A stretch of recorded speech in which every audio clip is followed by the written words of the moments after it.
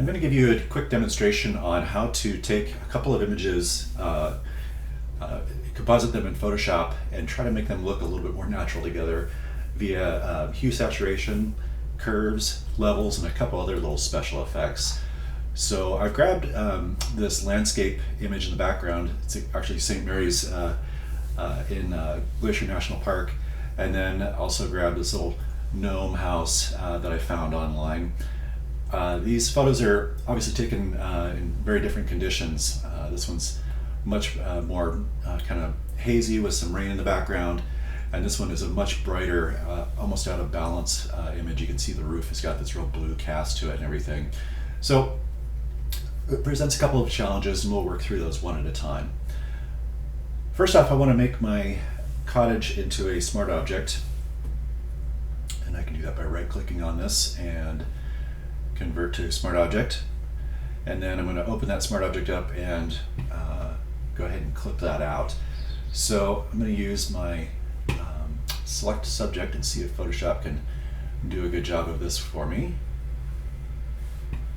And there it is. And then I'm going to switch to my quick mask and just take a look and see. It's like the coffee table got left in there, so I'm going to clip that out, and then go back, and I'm going to just zoom in and take a look real quick and see what we've got. I'm going to go ahead and do a quick select and mask on this. It gives me a little better idea, and I'm going to go with object aware since I'm the color's a little wonky here. Let's see here. Okay, I'm not going to worry about this too much because it's going to be blending into kind of a foresty background anyway, so I don't think we're going to see the edge on it. Okay. Click OK here. And then I'm going to create a mask, and then I can save this and close this. And then I'm going to go ahead and just kind of position this roughly where I want to have it. I'll go a little smaller with it down here and nestle it on this hill. Okay.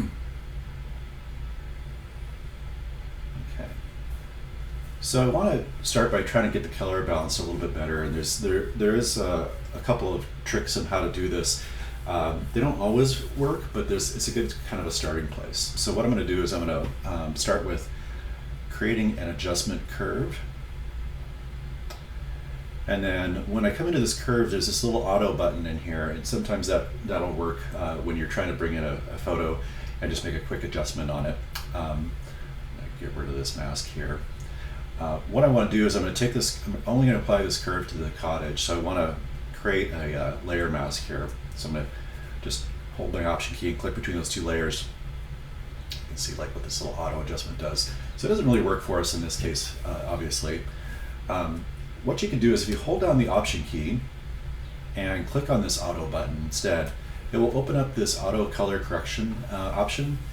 Like I said, this may or may not work, but what you can do is go to the Find Dark and Light Colors, and what you're doing here essentially is you're trying to, you're looking at the colors that are in this background, this landscape photo, and we'll be applying that to the cottage.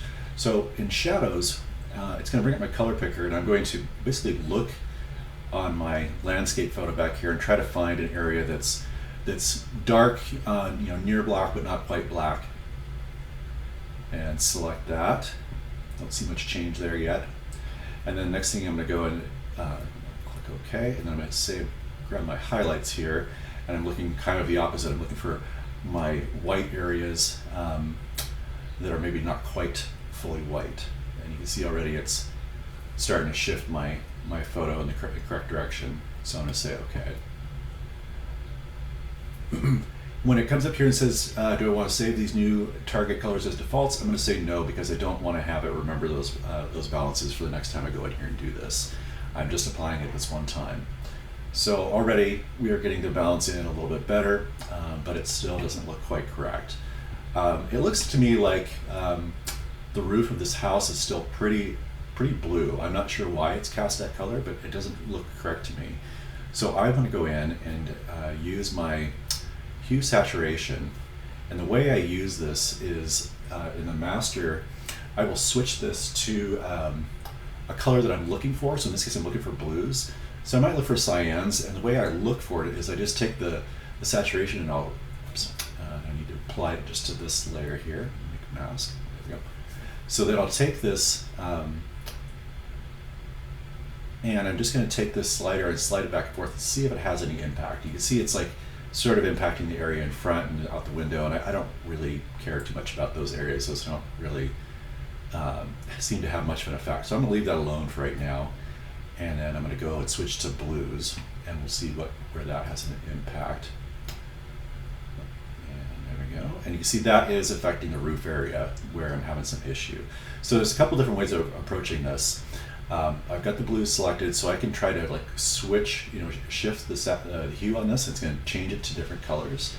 Might change it to green or might change it to red. And sometimes that will do what I want to do. But really, I think this roof probably should look pretty neutral in tone.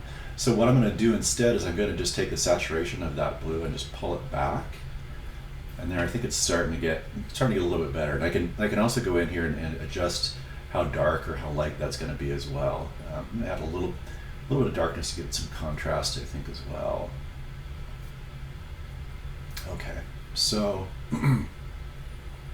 pull that blue out. That's looking a little bit better now too. And then overall, I feel like this house is a little on the bright side. It's a little too bright compared to the background. So I'm going to apply a levels to this.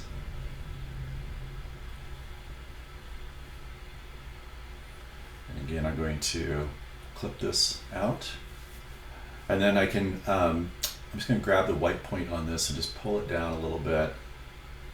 And you can see it's just kind of dimming it down a little bit. I can also go in and grab the middle slider if I want to grab the midtones and kind of bring that down. It's not there. I want to go back up here. And so there we go, up.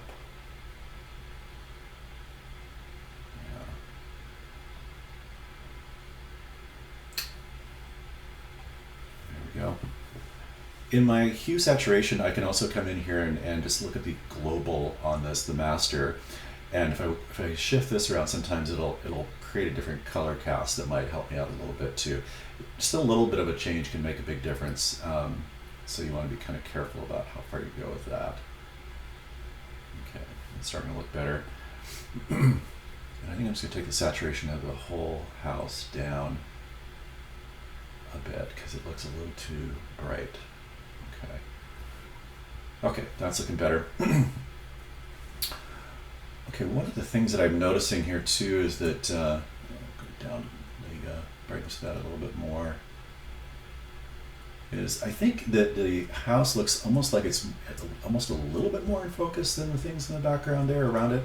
So I'm going to take this house and I'm going to apply a little bit of a blur to it. So I'm going to apply a Gaussian blur.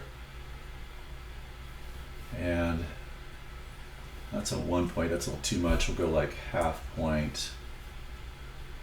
Let's see, that looks a little bit better. Yep. And then I'll add just a little bit of noise. That's a lot of noise. Just a little bit of noise will help. Just gives a little bit of graininess.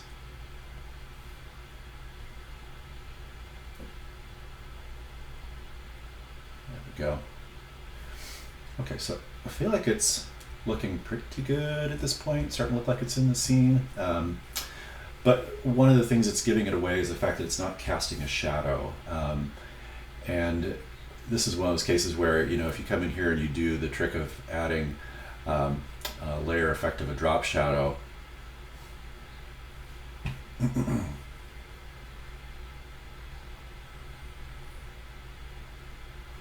it makes it look like it's a flat cutout object, and it doesn't really work for us.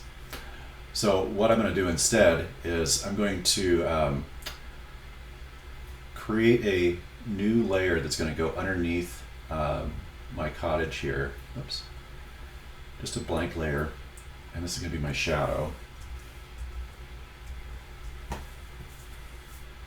That shadow is going to be multiplied, and what I'm going to do is I'm just going to create a brush or grab a brush real quick, and I'm going to paint in a shadow. And what I want to do is I want to look and see, like, you know, what direction the light's coming from and which way other things are casting shadow.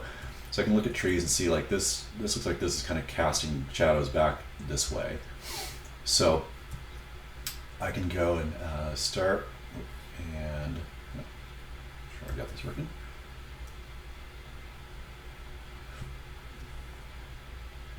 So there. Now obviously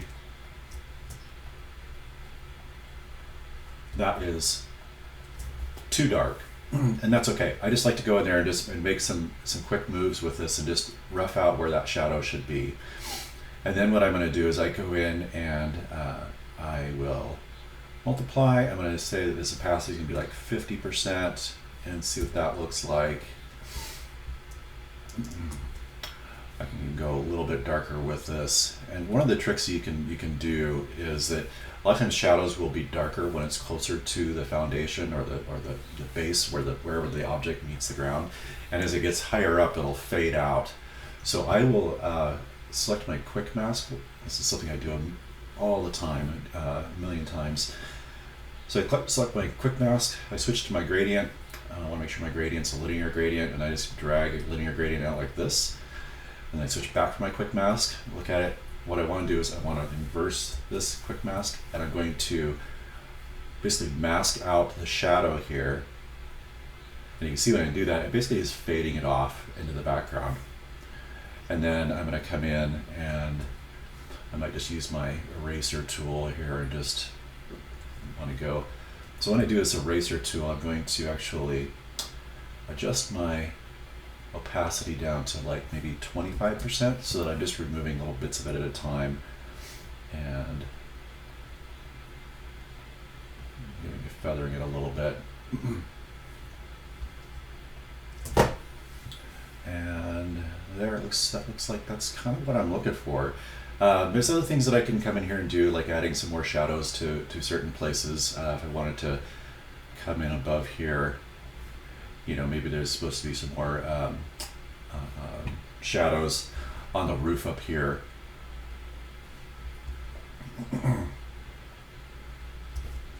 And go in and do that like 25%. Multiply.